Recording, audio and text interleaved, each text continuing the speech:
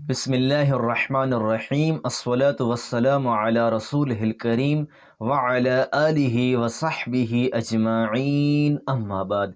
सामईन गिरामी क़द्र, मोहतरम भाइयों और दोस्तों, नदीम भट्ट साहब तशरीफ़ लाए हैं। चंद एक सवालात हैं, इल्मी मजलिस है, उनसे पूछते हैं कि वो दीन से मुताल्लिक़ क्या सवाल करना चाहते हैं, और जो मेरी अंडरस्टैंडिंग है इंशाअल्लाह मैं उसको बयान करूँगा। इसी के ज़िमन में भट्ट साहब ने जो सवालात करने हैं वो करते चले जाएंगे और मैं उसका जवाब देता चला जाऊँगा। तो आज की ये इल्मी नशिस्त नदीम भट्ट साहब के साथ है। अस्सलाम वालेकुम। वालेकुम। बड़ी मेहरबानी अपना तला भाई कि आपने अपने कीमती वक्त से निकाल कर मतलब दिया। तो बहस ज़ेरे बहस ये है कि आपके कुछ मैंने खिताबात भी सुने हैं, और हम जिस दुनिया के अंदर रहते हैं वहाँ हमारे कुछ उलमा के बयानात भी सुने हैं। तो उस सिलसिले में मैं आपसे कुछ बात करना चाहता हूँ कि इनकार हदीस यानी हदीस की हुज्जियत और हदीस की अहमियत और वो उसकी हैसियत क्या है, उसके बारे में पूछना चाहता हूँ। और उसके बाद फिर आगे चलकर मैं उनको शख्सियात के साथ जोड़कर तो फिर आपकी राय लेना चाहता हूँ कि हदीस के मुतल्लिक जो आप अपनी राय दे चुके हैं, जो देंगे भी आप, उसके बारे में पहले अपनी पोजीशन वादे कर रहे हैं, ताकि मुझे समझने में आसानी रहे कि जो हजरात हदीस के मतलब गुफ्तगू करते हैं वो क्या बात करते हैं। देखें, सबसे पहले तो हमें ये देखना है कि आका अलैहिस्सलातु वस्सलाम से जो दीन हमें मिला है वो किन सूरतों में मिला है। तो इस पर पूरी उम्मत का इत्तेफाक है। उसकी नोयत में इख्तलाफ हो सकता है लेकिन नफ्स मसला में इख्तलाफ नहीं है कि आका अलैहिस्सलातु वस्सलाम से इल्म हमें मिला है, दीन हमें मिला है कुरान की शक्ल में, और आका अलैहिस्सलाम की जो अमली सुन्नत है, तवातुर के साथ रिसालत इमाम ने दीन का प्रैक्टिकल करके जो दिखाया है, इसकी सूरत में हमें दीन मिला है। यानी कि दीन कुरान में है और सुन्नत में है, ये बुनियादी बात है। इसके बाद तीसरी एक चीज़ आका अलैहिस्सलातु वस्सलाम की निस्बत से बयान की जाती है, जिसे हम हदीस कहते हैं या इस्तिलाह मुहद्दिसीन में ख़बर वाहिद कहते हैं, कि आका अलैहिस्सलातु वस्सलाम की तरफ मंसूब कुछ अखबार हैं जो रावियों ने बयान किए हैं। रिसालत इमाम ने अपनी ज़िम्मेदारी पर वो रिवायतें बयान नहीं की। किसी ने आकर आपसे सवाल किया, आपने उसका जवाब दे दिया। अब वो जवाब जो रसूलुल्लाह ने दिया है वो कुरान की तरह, सुन्नत की तरह तमाम सहाबा को दोहराया नहीं गया। जिसने पूछा उसी को आपने जवाब दे दिया। फिर इसका भी एहतमाम नहीं फरमाया रसूलुल्लाह ने कि मैं जो बात उसको बता रहा हूँ वो सही समझा है या नहीं समझा, उसके फ़हम पे उसको छोड़ दिया। क्यों? कि असल दीन कुरान और सुन्नत में मौजूद है, उससे रिलेट करके वो उसका सही फ़हम समझ लेगा। तो बुनियादी बात दीन कुरान में है और आका अलैहिस्सलातु वस्सलाम के अमली तरीक़े में है, जो मुसलमानों के इजमा और तवातुर से हमारे पास मौजूद है। इसके बाद रिसालत इमाम के निस्बत से मुख्तलिफ़ रिवायात हैं, उसमें किस्सा लोगों ने भी रिवायतें बयान की हैं, मुहक्किकीन ने भी रिवायतें बयान की हैं। नक़्द व जरह के मराहिल से गुज़र कर सही रिवायात भी हैं, हसन दर्जे की रिवायात भी हैं। तो इसके बारे में फ़ुक़हाए कराम के माबैन इख्तलाफ पाया जाता है।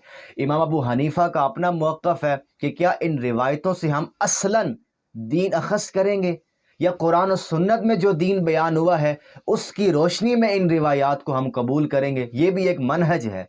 इमाम शाफ़ी का अपना एक मनहज है। तो हम चूँकि ज़्यादातर इमाम आज़म अबू हनीफ़ा की तरजीहात को सही समझते हैं और बाकी मुहद्दिसीन फ़ुक़हा की भी कदर करते हैं, और मेरा अपना भी एक नुक्ता नज़र है, तो उसके सेंस में मैं ये बात करता हूँ कि दीन कुरान और सुन्नत में है। इसके बाद और इससे बाहर जो कुछ भी हजूर की निस्बत से बयान किया जा रहा है वो सब इसके दायरे में काबिल कबूल है, इससे हट कर काबिल कबूल नहीं है। दीन से मुताल्लिक़ जर्नल आप उसको ले सकते हैं, लेकिन दीन से मुताल्लिक़ कुरान ने कोई बात बयान की है, सुन्नत में कोई बात बयान हुई है, उसी की रोशनी में हम इन रिवायतों का जायज़ा लेंगे। ये है बुनियादी बात। बड़ी अच्छी बात है। मैंने आपको बात बड़ी तफसीली से सुनी और आपका मौक़िफ़ वाज़ेह हुआ है। तो इसमें एक सवाल पैदा हो गया कि आपके हदीस के मुतल्लिक़ मौक़िफ़ में और इल्लामा ग़ुलाम परवेज़ के मौक़िफ़ में कोई मुझे इतना ख़ास फ़र्क महसूस नहीं हुआ। तो फिर उलमा परवेज़ के मुतल्लिक़ जो हमारे रवायती उलमा जो हैं, जो हमारे उलमा हैं, वो जो राय कायम करते हैं, تو اس رائے کے متعلق آپ کی کیا رائے؟ کیونکہ ان کو فطرہ انکار حدیث کا بھی الزام ان پر لگا ہے، حدیث کا انکار کرنے کا الزام بھی ان پر لگا ہے، اور بہت سی چیزوں کے متعلق ان پر الزام ہے کہ انہوں نے خود ساختہ طور پہ یہ سب کچھ کیا ہے۔ آپ کیا کہتے ہیں کہ آپ کا جو حدیث کے متعلق موقف میرے سامنے آیا ہے، مجھے لگ رہا ہے کہ اس میں اور ان میں کوئی اتنا خاص فرق نہیں ہے۔ تو پرویز صاحب کے متعلق ذرا وضاحت فرما دیں کہ آپ ان کو کیا واقعی منکر حدیث سمجھتے ہیں؟ تو پھر اس حدیث کے متعلق آگے چل کر بات ہوگی پھر انشاءاللہ۔ دیکھیں، سب سے پہلی بات تو یہ ہے کہ کسی کے بارے میں یہ کہنا کہ اس نے فلاں چیز کا انکار کر دیا ہے، منکر انکار کرنے والا، یہ بہت بڑی جسارت کی بات ہے۔ تو غلام محمد پرویز صاحب کی آپ کتب کا مطالعہ کریں، بصراحت پرویز صاحب کی تحریروں سے اس جملے کی تائید نہیں ملتی کہ انہوں نے حدیث کا انکار کیا ہو۔ آپ اس پر کوئی اور بات کر سکتے ہیں کہ وہ احادیث کو اس طرح سے ترجیح نہیں دیتے، وہ احادیث سے دین اخذ کرنے کے قائل نہیں ہیں، لیکن انکار کا کیا مطلب ہے؟ ایک بندہ ایک بات کو نہیں مانتا، اس کو تو آپ انکار کہیں گے، لیکن وہ یہ کہتا ہے کہ میں اس بات کو مانتا ہوں، لیکن جو مانا آپ نے کیا ہے میں اس کو نہیں مانتا۔ تو مسئلہ فہم کے اندر ہے، مسئلہ اس بات کو ماننے یا نہ ماننے پر ہے، اصلاً حدیث کو ماننے یا نہ ماننے کا مسئلہ نہیں ہے۔ تو مجھے تو پرویز صاحب کی کسی کتاب میں یہ بات نہیں ملی۔ ان کی کتاب ہے مقام حدیث، آپ اس کا مطالعہ کر لیں، کہیں نہ کہیں آپ کو اشارہ مل سکتا ہے کہ یہاں انکار حدیث ہو رہا ہے، لیکن اصلاً انکار حدیث کا وہاں کوئی ثبوت نہیں ہے۔ اور یہ ہوتا کیسے ہے میں عرض کرتا ہوں۔ احادیث مبارکہ ہیں کیا؟ رسالت مآب کی نسبت سے جو دین ہمیں ملا ہے قرآن کی شکل میں، سنت کی شکل میں، اس سے ہٹ کر جو کچھ بھی ہمیں رسول اللہ کی نسبت سے موصول ہوا وہ سب خبر واحد کی شکل میں ہے۔ خبر واحد علم کا ایک ذریعہ ہے کہ ہمیں یہ خبر کن ذرائع سے ملی ہے۔ اب خبر واحد پر تمام محدثین کا اتفاق ہے کہ خبر واحد سے حاصل ہونے والا علم قرآن کی طرح قطعی نہیں ہے۔ قرآن بھی زبان رسالت سے نکلا ہے، اور بخاری مسلم میں جو حدیثیں بیان ہوئی ہیں وہ بھی زبان رسالت سے ہیں، لیکن دونوں کی اتھینٹسٹی میں زمین آسمان کا فرق ہے۔ قرآن پر تو میں قسم اٹھا سکتا ہوں کہ یہ قول رسول ہے، لیکن حدیث کے بارے میں اس وقت تک قسم نہیں اٹھائی جا سکتی جب تک کوئی بندہ اس کی صحت پر اطمینان کا اظہار نہ کر دے کہ یہ رسول اللہ کا فرمان ہے۔ اور اس کے بعد بھی احتیاط کیا ہے کہ ہم ہر حدیث کے بعد کہتے ہیں او کما قال، یا جیسا کہ رسول اللہ نے فرمایا۔ ابھی بھی احتیاط کی بات کرتے ہیں کہ یہ علم قرآن و سنت کی طرح مضبوط ذرائع سے ہم تک نہیں پہنچا، اس لیے تو محدثین نے اصول بنائے ہیں۔ تو پرویز صاحب انکار حدیث نہیں کرتے، وہ اصل میں بات یہ کہتے ہیں کہ رسول اللہ کی نسبت سے جو روایات ہم تک پہنچی ہیں اسے قرآن کی روشنی میں ہم ایکسیپٹ کریں گے، وہ یہ بات کرتے ہیں۔ اور یہ جگہ جگہ ان کے لیکچرز میں بھی آپ دیکھ لیں اور ان کی کتاب میں بھی آپ دیکھ لیں، مقام حدیث کے نام سے ان کی کتاب ہے۔ ایک طالب علم کو یہ تاثر مل سکتا ہے اس کتاب میں، لیکن اگر وہ غیر جانبدار ہو کر اس کتاب کو سٹڈی کرے، علمی غلطی آپ واضح کریں۔ پرویز صاحب انسان ہیں، اختلاف نبی سے نہیں ہو سکتا، باقی سب سے ہو سکتا ہے، لیکن دیانتداری کے ساتھ غیر جانبدار ہو کر آپ کتاب کا مطالعہ کریں اور آپ خود کہیں گے کہ بات انکار حدیث کی نہیں ہو رہی، بات حدیث کو سمجھنے کے منہج پر ہو رہی ہے کہ ایک بندہ حضور کی نسبت سے ایک بات بیان کر رہا ہے، وہ بات مزاج نبوت پر بیٹھتی نہیں ہے، وہ بات قرآن پر فٹ نہیں بیٹھتی، قانون فطرت پر فٹ نہیں بیٹھتی، اور آپ اس کو رسول کا قول کہے جا رہے ہیں۔ اس میں اختلاف ہے، اور یہ اختلاف صرف پرویز صاحب نے تو نہیں کیا، ابو حنیفہ سے لے کر علامہ ابن تیمیہ تک ہر بندہ مراد پیغمبر کو سمجھنے میں اپنی صلاحیت کو استعمال کر رہا ہے کہ رسول اللہ کہنا کیا چاہتے ہیں۔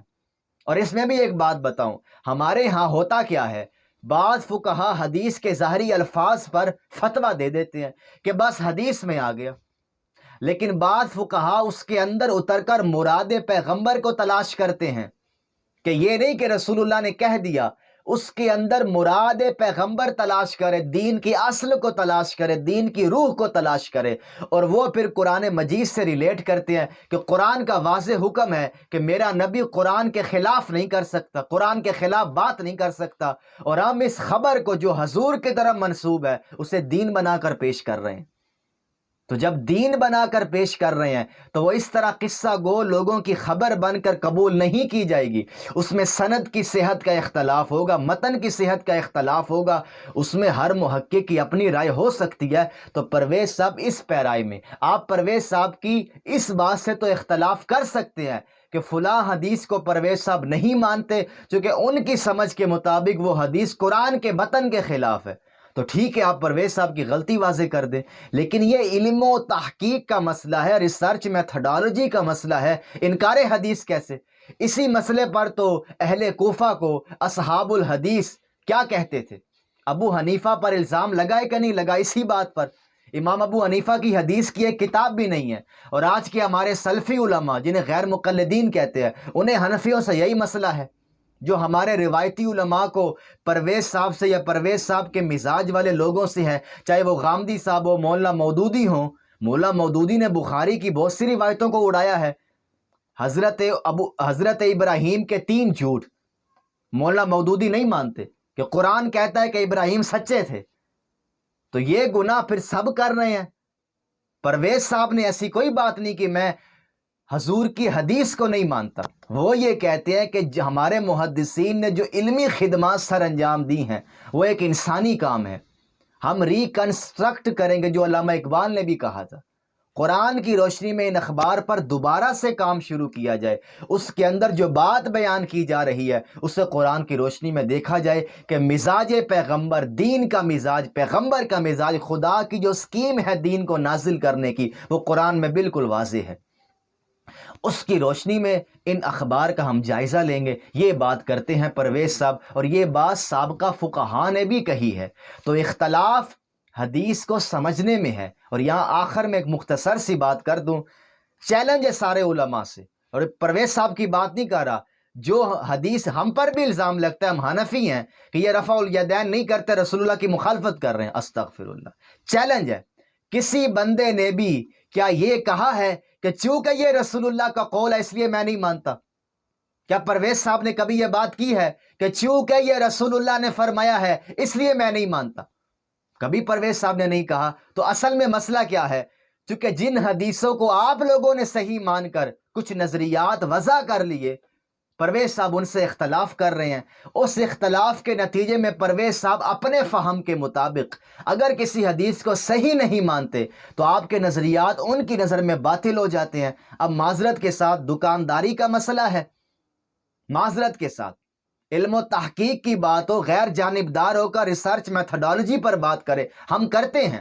ہمارے پاس تو ہر کوئی آتا ہے، شیعہ آتا ہے، سنی آتا ہے، احمدی بھی آتا ہے، ہمارے ساتھ سب بات کرتے ہیں. اگر آپ علم و عقل کے مسلمات کی روشنی میں بات کریں، ماضی کی علمی روایت کا صحیح جائزہ لیں، تو آپ کبھی آپ کبھی ہار نہیں سکتے، کوئی آپ کو ہرا نہیں سکتا. اور اگر آپ اسی روایتی طرز پر رہیں گے تو آپ کا یہی حال ہوگا کہ جن احادیث کو مولا مودودی نہیں مانتے، آپ کو تو غصہ آئے گا کہ اس حدیث سے آپ نے اپنا عقیدہ وضع کیا ہے.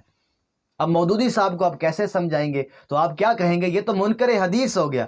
بھائی وہ منکر حدیث نہیں ہوا، وہ منکر ہوا ہے آپ کے قائم کردہ اس عقیدے کا، اس عقیدے کو وہ نہیں مانتا.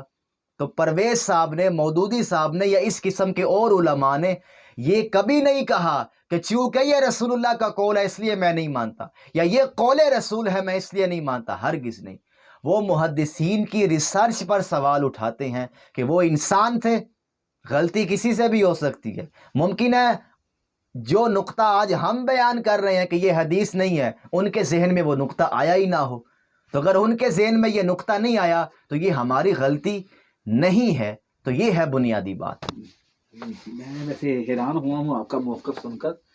تو آپ کے موقف جو آپ نے حدیث کے متعلق پرویز صاحب کے متعلق کیا ہے، تو اس میں تو مجھے یوں محسوس ہو رہا ہے کہ آپ اس کو اس جگہ پر نہیں کھڑے کر رہے جس پر ہمارے علماء نے کھڑا کیا ہے.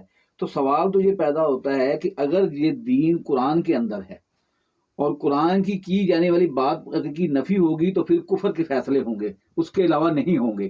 تو پھر یہ کسی بات کو جو اخبار احاد کی ہے اس کی بنا پر یہ کفر کے فیصلے اور کسی کے ایمان کے شک کرنا اور اس کو کافر کہہ دینا اور منکر حدیث، تو یہ روش جو ہے یہ علماء کے اندر کیسے پائی گئی اور کیوں یہ پیدا ہو گئی؟ اس کی دیکھیں کیا وجہ ہے؟ یہ وہی بات ہے کہ اگر آپ نے کرسچینٹی کا مطالعہ کیا ہو، عیسائیت کی تاریخ کا مطالعہ کیا ہو، تو آپ کے علم میں ہوگا کہ اہل کلیسا کو کس طرح سے اجارہ داری حاصل تھی مذہب پر، کہ جو اہل کلیسا کے خلاف بات کرتا تھا اس کی گردن اڑا دی جاتی تھی۔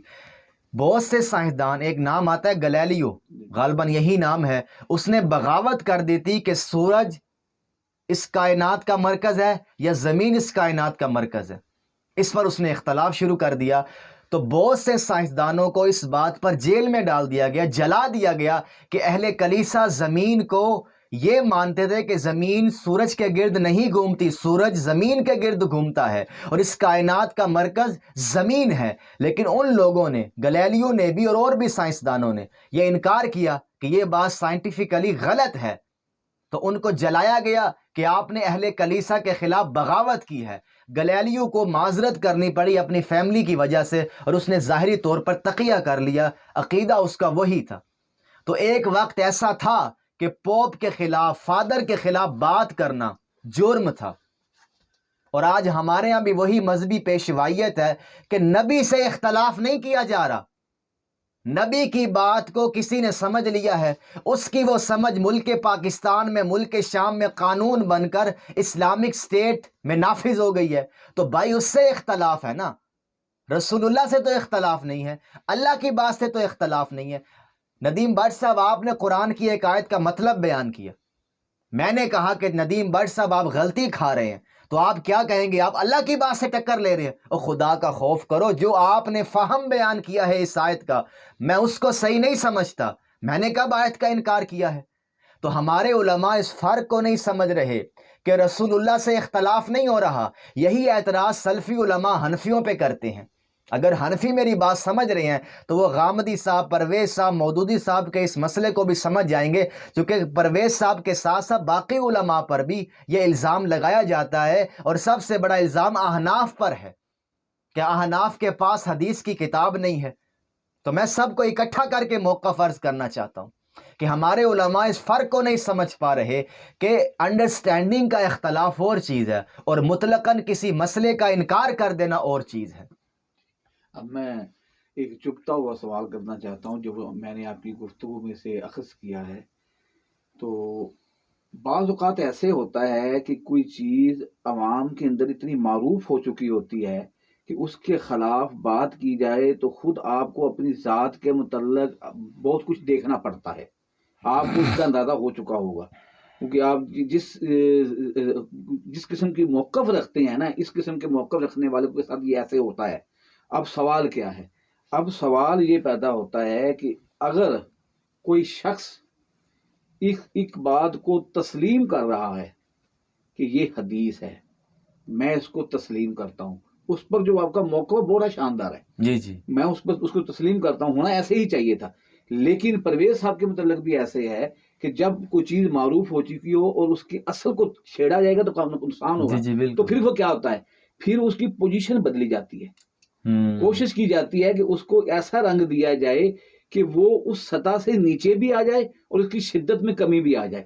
مجھے یوں لگ رہا ہے کہ آپ حدیث کا انکار تو نہیں کر رہے، لیکن حدیث کی پوزیشن کو نچلے درجے پر لا کر نا اس کی حیثیت کو مشکوک چلو میں نہیں کہتا، اس کی حیثیت کو کم کرنے کی کوشش کر رہے ہیں آپ یا پرویز صاحب یا اس جیسے، اور غامدی صاحب، اس جیسے لوگ حدیث کو ایسے ہی پیش کرتے ہیں کہ یہ نبی، یہ بس ایک خبر ہے، یہ ایک بات ہے، تو پھر اس کی شدت کو کم کر کے نا لوگوں کے اندر یہ تاثر دینے کی کوشش کر رہے ہیں۔ دراصل آپ انکار حدیث نہ کر کے بھی انکار حدیث کر رہے ہیں، یہ میری رائے ہے۔ آپ اس کے بارے میں دیکھیں، چلیں آپ اس مسئلے کو ایک اور انداز سے میں واضح کرتا ہوں، چونکہ جیسا سوال ہو ویسا جواب دیا جاتا ہے۔ ہمیں اس طرح کی باتیں کیوں کرنا پڑی کہ مختلف سوالات پیدا ہو گئے، کوئی کہاں سے روایت اٹھا کر لایا، کوئی کہاں سے روایت اٹھا کر لایا، اور اس کو دین کا اصلی مقصود اصلی بنا کر وہ پیش کر رہا ہے۔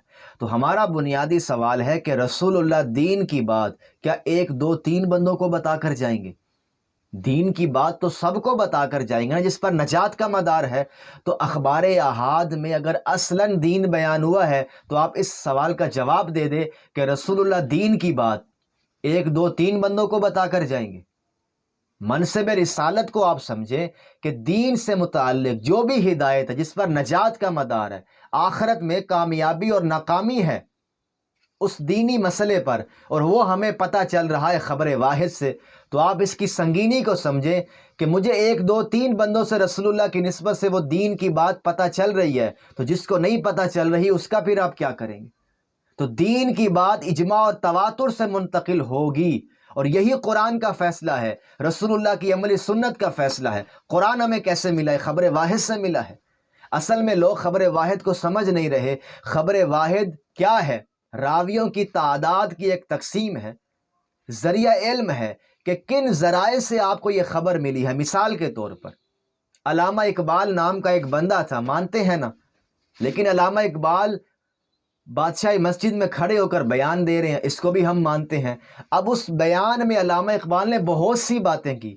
اب بٹ صاحب نے کہا کہ علامہ اقبال یہ فرما رہے تھے، میں نے کہا علامہ اقبال یہ فرما رہے تھے، اسے ہم خبر واحد کہیں گے کہ علامہ اقبال کی نسبت سے دو راویوں کے بیان میں اختلاف آ گیا، اس کو ہم خبر واحد کہیں گے۔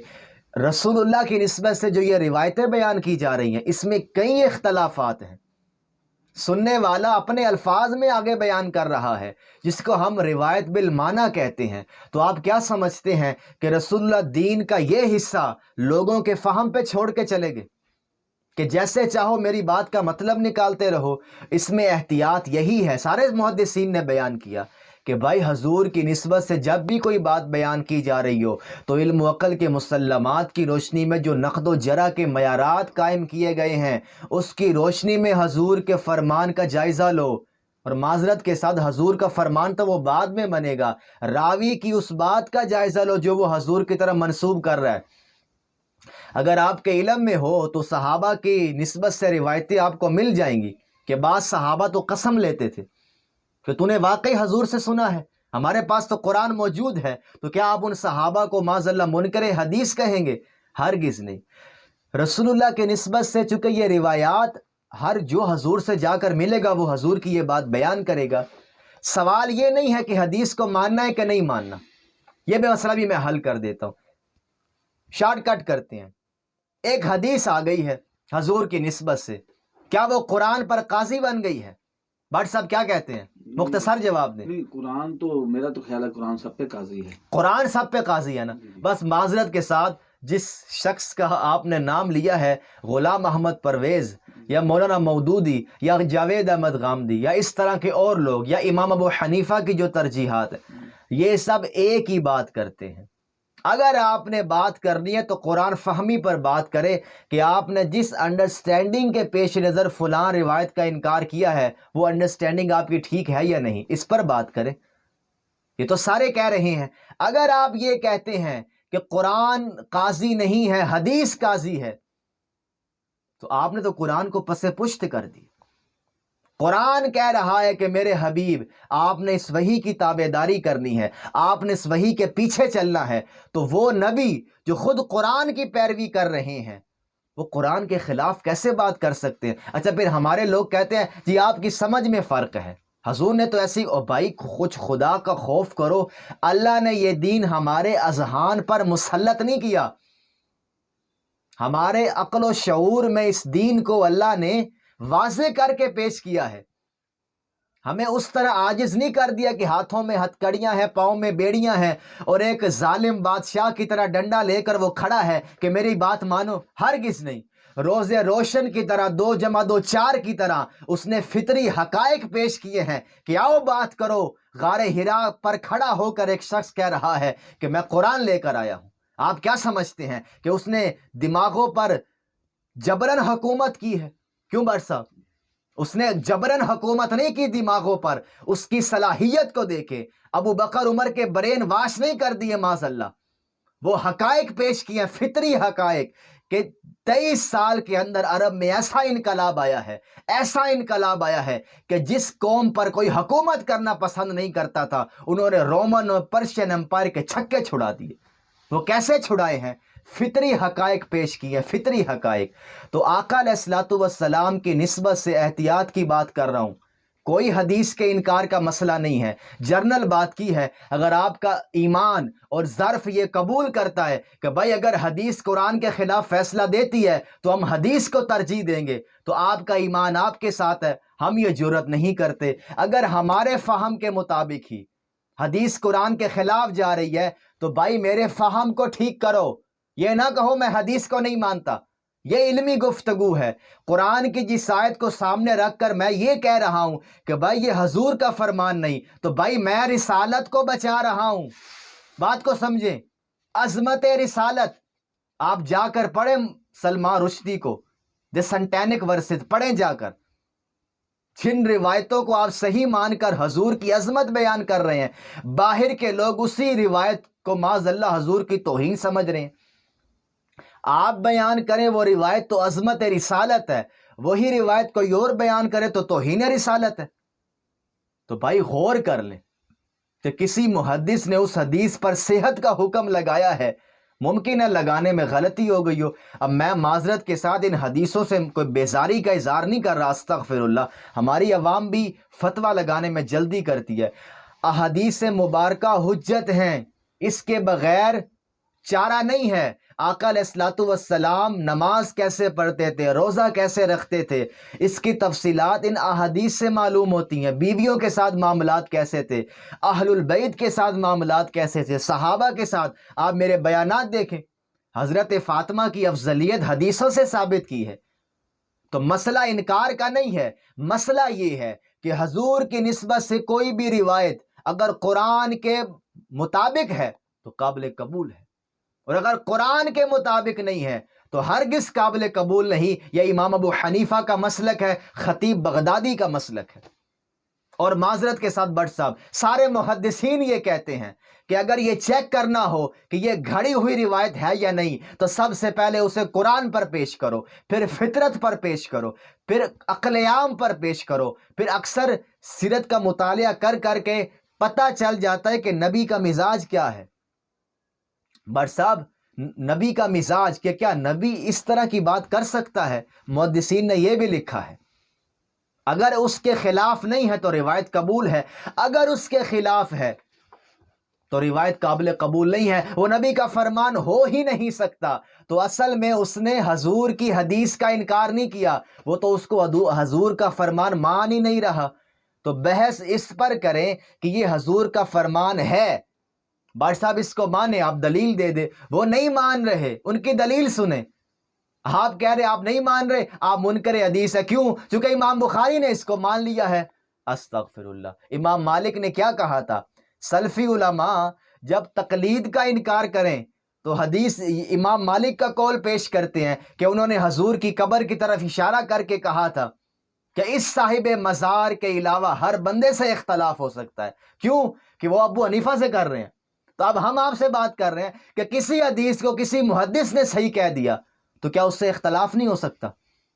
بالکل ہو سکتا ہے۔ میں یہ بھی نہیں کہہ رہا کہ کھل کے اختلاف کر لیں، دلائل کے ساتھ بات ہوگی۔ امام بخاری کی شرائط پر امام مسلم نے تنقید کی ہے، اور آپ شروحات بخاری پڑھ کر دیکھ لیں، محدثین ایک دوسرے سے اختلاف کر رہے ہیں۔ یہ ضرور ہے کہ جو علم حدیث کا ماہر ہے، جو اس علم کی کمپیٹنسی رکھتا ہے، استعداد رکھتا ہے، صلاحیت رکھتا ہے، وہ ضرور ریکنسٹرکشن کرے، دلائل کے ساتھ بات کرے، تو خدا را انکار کی بات نہ کرے۔ بہت بڑی تہمت ہے۔